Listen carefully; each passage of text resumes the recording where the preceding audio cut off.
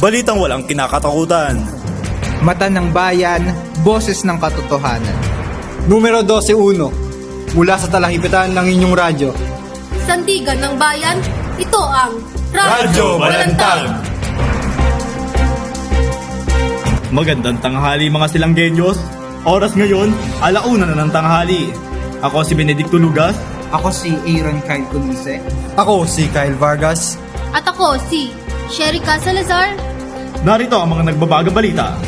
President Bongbong Marcos umattend sa ASEAN-Australian Summit sa Melbourne. Sa larong volleyball, De La Salle University sweeps the Ateneo in scores of 3-0. Sa balitang showbiz, netizen, ikinagulat ang bigla ang pagpanaw ng batikang actress na si Miss Jacqueline Jose. At ang lahat ng iyan sa pagbabalik ng Radyo Balantag. Pambaon ni Bunso sa school? O baka naman pampalakas kay crush? O kaya naman movie night with barkada? I-cheese ring time mo na yan! Bite-sized rings na overload ng cheese flavor? Cheese ring! Masarap pang baon o pang barkada? Mabibili sa lahat ng mga suking tindahan at grocery stores. Cheese ring! Cheese sa sarap, cheese sa trip. Wala pa rin tatalo sa original. Muli nagbabalik ang Radyo Balantag. President Bongbong Marcos umattend ng ASEAN-Austria Summit sa Melbourne. Ang Abel Jardinero, ibalita mo! Pangulong Bongbong Marcos dumulo sa ASEAN-Austria Summit sa Melbourne. Ipinahayag ni Pangulong Bongbong Marcos na ang summit ay isang pagkakataon para sa Pilipinas na ulitin ang kanilang mga pambansang posisyon sa mga isyu sa rehiyon sa ating bansa. Muli, ang Abel Jardinero, nagbabalita.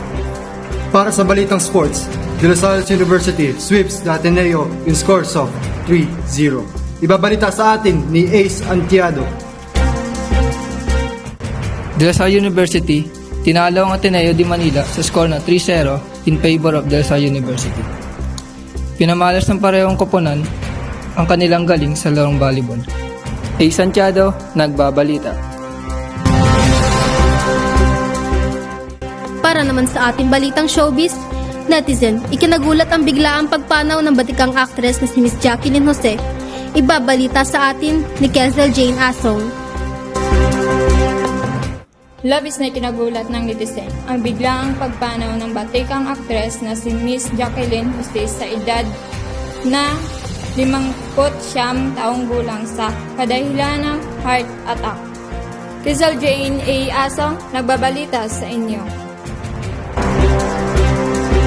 Ayan ang aming nasayasat sa magdamagang paggamulat ng aming mata. Muli, ako si Benedicto Lugas. Ako si Aaron Kyle Cunise. Ako si Kyle Vargas. At ako si Sherika Salazar.